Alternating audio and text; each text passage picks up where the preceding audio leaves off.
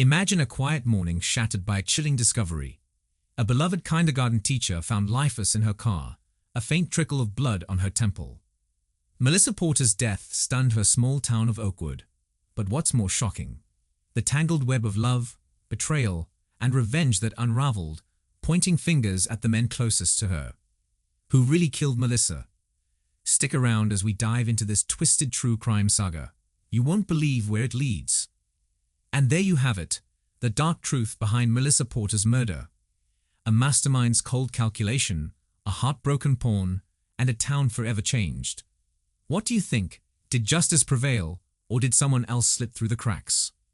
Drop your thoughts in the comments below. Hit that like button if this case gripped you as much as it did us, and share this video with your true crime crew. If you're new here, don't miss out, subscribe now and ring that bell so you're first in line for our next deep dive into the shadows.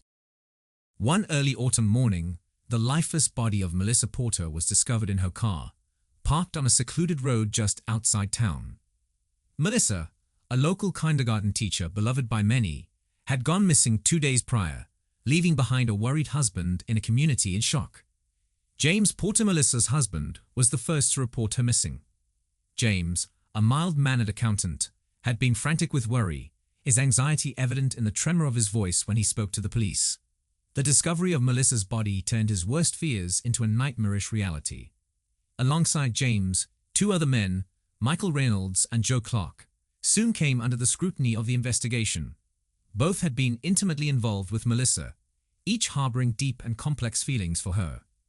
Detective Sarah Davis, a seasoned investigator with a sharp mind and an unyielding determination for justice, was assigned to the case. As she delved into Melissa's life and the relationship that entwined her with James, Michael, and Joe, it became clear that beneath the surface of this seemingly straightforward case lay a labyrinth of secrets and betrayals. The story of Melissa Porter's demise was not just a tale of a tragic death, but of a tangled web of love, deceit, and vengeance. It was a crisp morning when Officer Tom Harris received a call about an abandoned vehicle on the outskirts of Oakwood. As he approached the scene, the sight of Melissa Porter's car sent a chill down his spine. The car was parked haphazardly, one wheel on the gravel shoulder, the other on the grassy verge. The windows were fogged, and the faintest hint of a foul odor wafted through the air. Harris peered through the driver's window and recoiled. Melissa Porter was slumped over the steering wheel. Her skin was peeled, and a faint trickle of blood had dried on her temple. The immediate cause of death was not apparent, but the scene suggested foul play. The small community of Oakwood buzzed with shock and sorrow as news of the discovery spread. Melissa had been missing for 48 hours, and her friends and family had clung to hope that she would return unharmed. Now that hope was cruelly dashed, James Porter was inconsolable, his grief magnified by the public scrutiny he now faced. He had been the one to report Melissa missing, and now he was thrust into the center of a murder investigation. Detective Sarah Davis arrived at the scene, her expression grim. She meticulously inspected the car and the surrounding area, noting the lack of defensive wounds on Melissa's body and the absence of a struggle. This suggested she might have been unconscious or incapacitated before her death. A preliminary examination revealed traces of a powdery substance on the passenger seat, which would later be identified as a potent sedative. Davis ordered the car to be towed to the forensic lab for a thorough examination and instructed her team to canvass the area for witnesses. The investigation had just begun, but the pressure to find answers was immense. The community wanted justice for Melissa, and the police were determined to provide it. The Oakwood Police Department quickly mobilized to investigate Melissa Porter's death. Detective Davis spearheaded the effort, her non-nonsense attitude setting the tone for the team.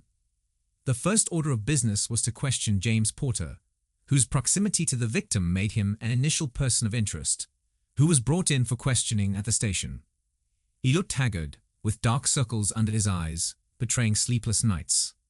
Detective Davis began with routine questions about his relationship with Melissa, their recent activities, and his whereabouts during the time she was missing. James explained that he and Melissa had been married for 5 years, a seemingly happy couple in the eyes of the community. He recounted the night Melissa disappeared. She had left the house around 7 p.m., claiming she needed to run some errands. When she didn't return, he grew worried and called the police the next morning. Davis noted his demeanor. Searching for signs of deception, James provided an alibi, stating he was home watching TV that night. He offered to let the police verify his story with their home security system footage. Davis made a mental note to follow up on this lead as the interview progressed, and another name surfaced: Michael Reynolds. According to James, Michael, he was a close friend of Melissa's, someone she had known for years. James admitted he had always felt a bit uneasy about the relationship, but had no concrete reason to suspect anything unto. Detective Davis decided to pay Michael a visit.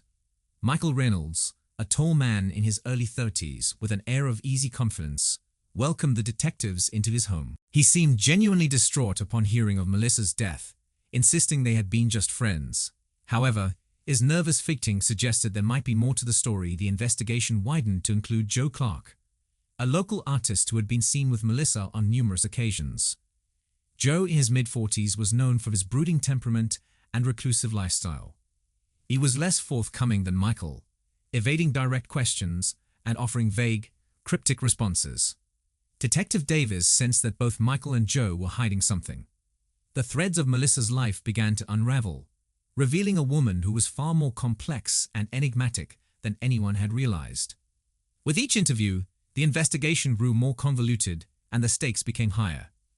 The truth about Melissa's death was buried beneath layers of secrets, and it was up to Davis to dig them out.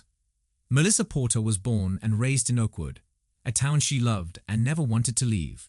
She was known for her warm smile and her ability to connect with people, traits that made her an excellent kindergarten teacher.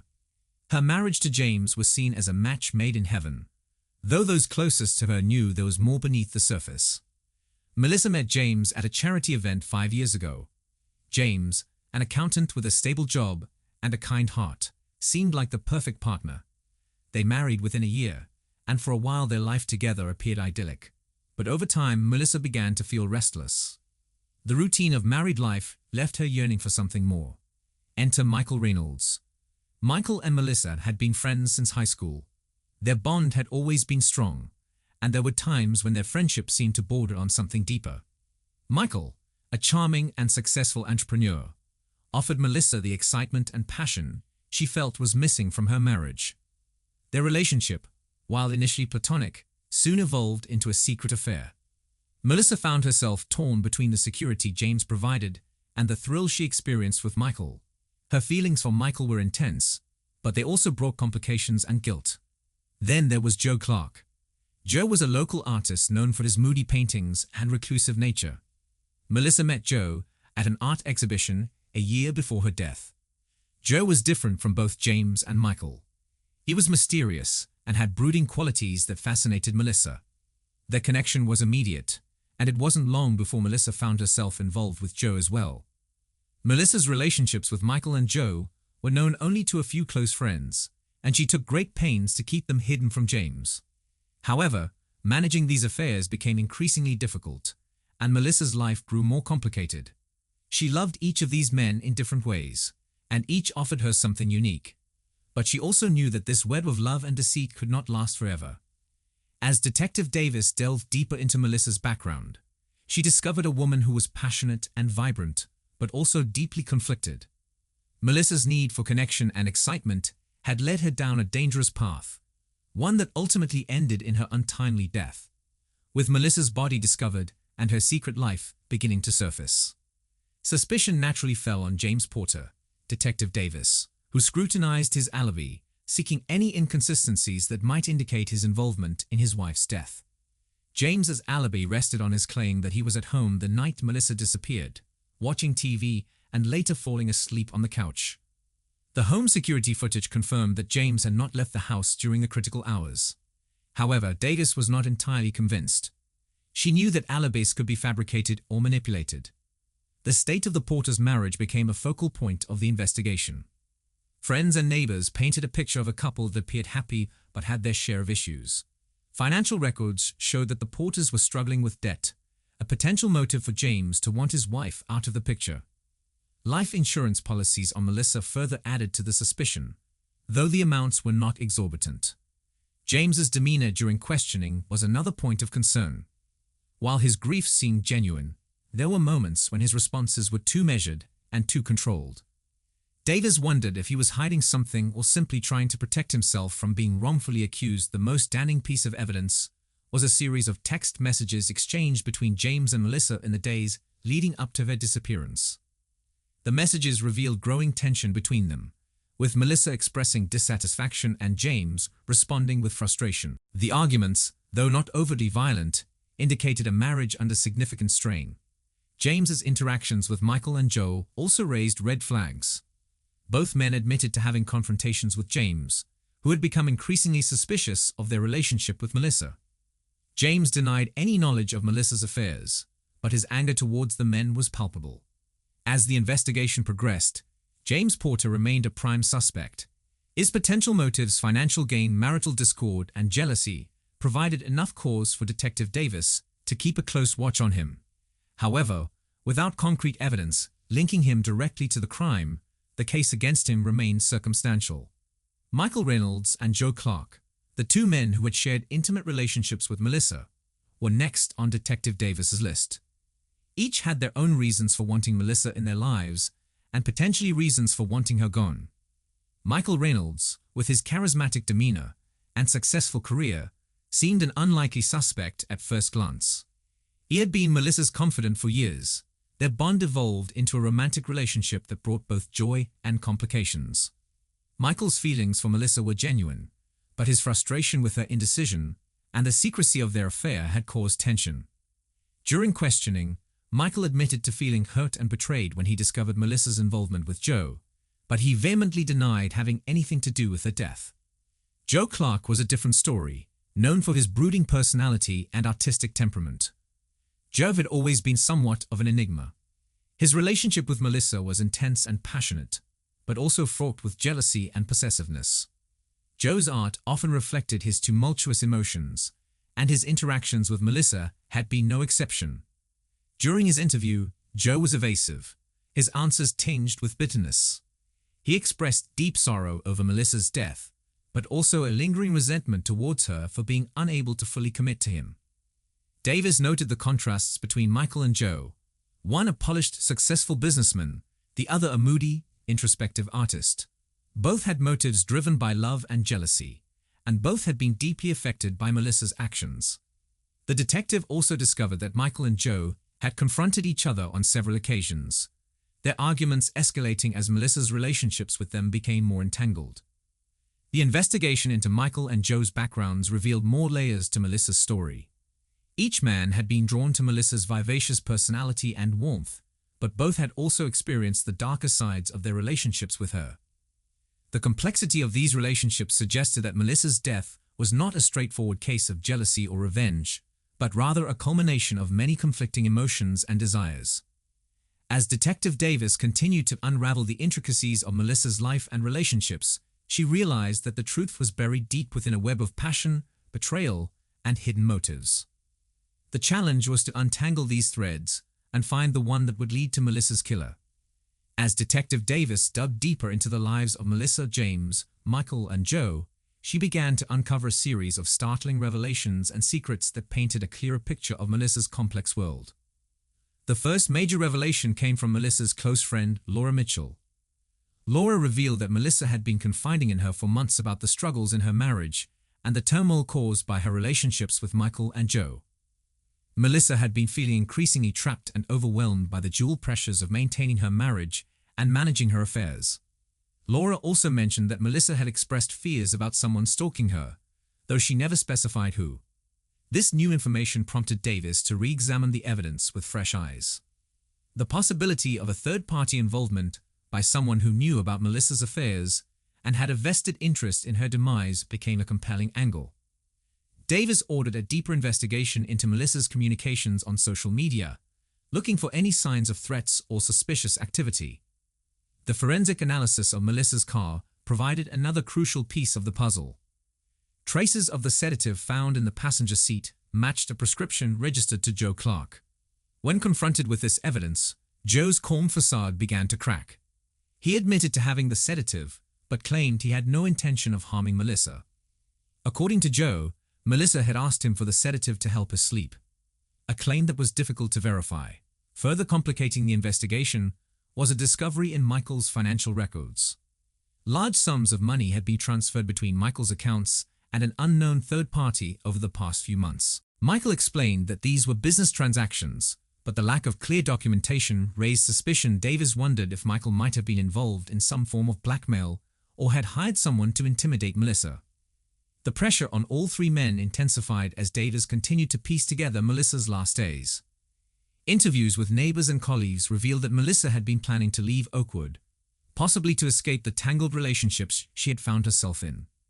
She had been seen packing boxes into her car and had mentioned to a colleague that she needed a fresh start. Then came the biggest revelation of all, a hidden journal found in Melissa's belongings. The journal contained detailed accounts of her relationships with James, Michael, and Joe, as well as her fears and plans for the future. Melissa wrote about feeling suffocated by James's controlling nature, exhilarated by her affair with Michael, and deeply conflicted about her intense connection with Joe. She also mentioned receiving anonymous threats, which she suspected were from someone who knew about her affairs. The journal painted a picture of a woman caught in a web of her own making, desperate to break free, but uncertain how.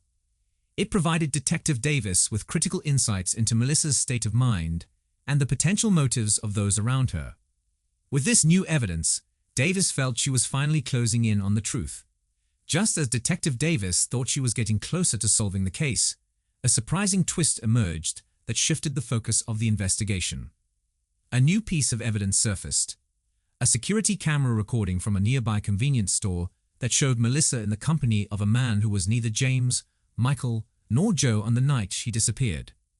The man in the footage was identified as Daniel Harper, a former colleague of Melissa from a previous job in a neighboring town. Harper had a checkered past, including a history of violent behavior and a restraining order filed against him by a former girlfriend. The discovery of his involvement with Melissa added a new layer of complexity to the case. Davis brought Harper in for questioning.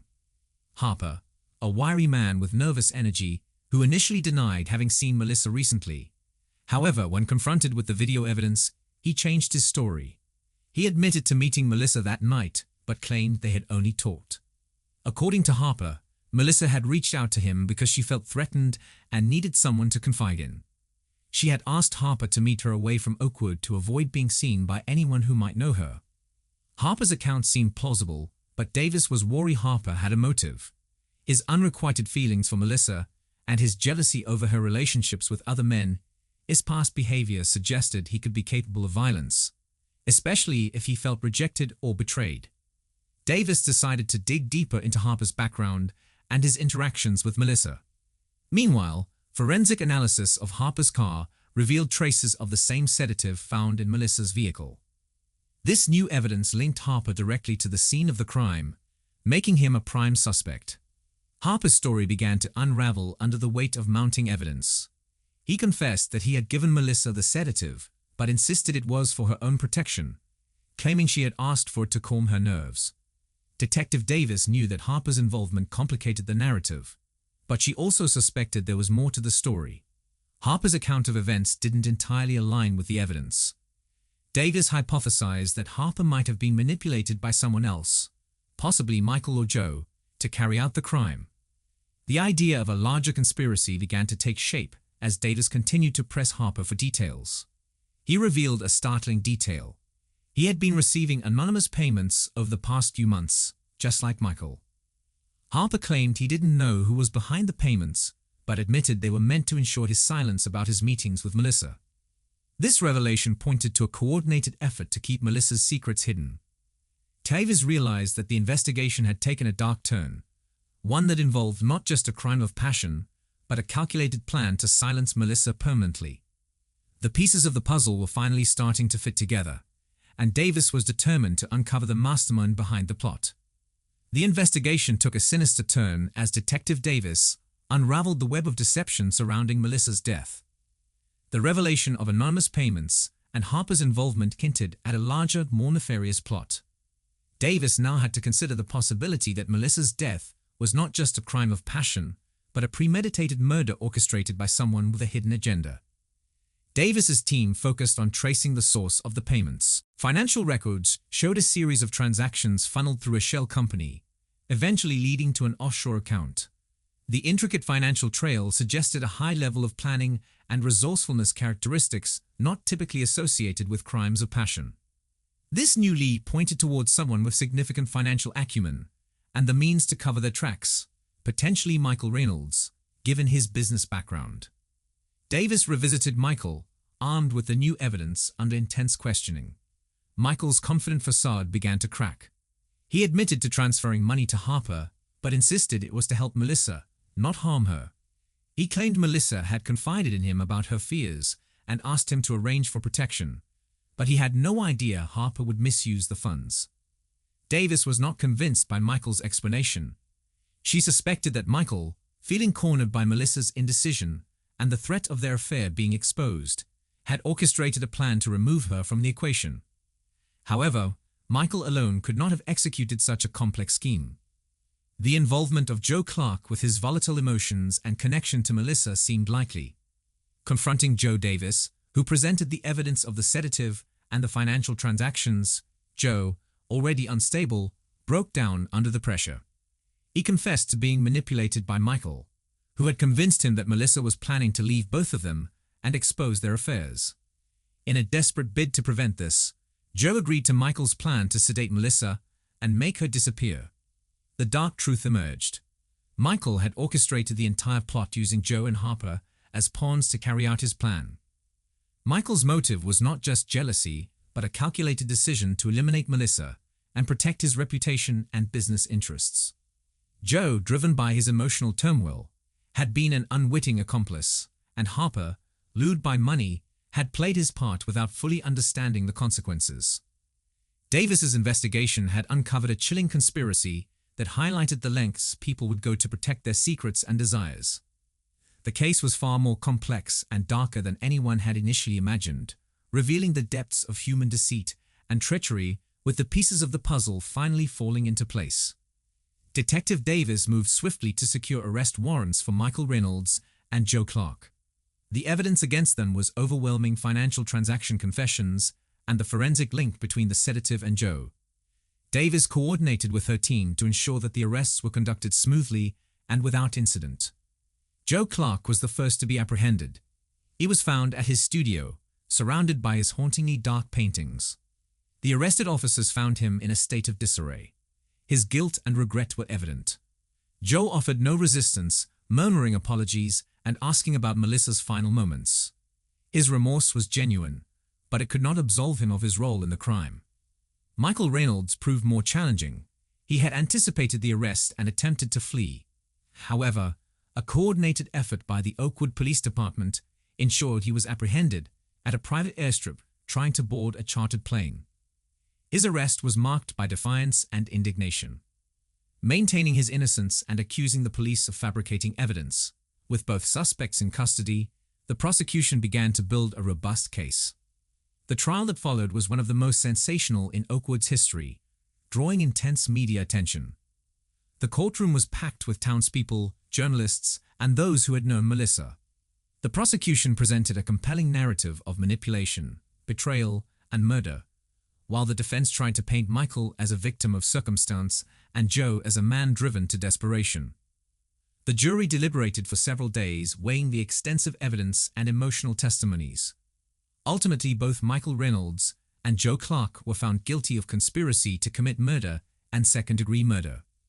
Michael received a life sentence without the possibility of parole, while Joe, whose genuine remorse and cooperation were considered, was given a reduced sentence of 25 years. Daniel Harper, whose role was more peripheral, was charged with accessory to murder and received a lesser sentence of 10 years. His involvement, though significant, was viewed as being coerced by the primary conspirators.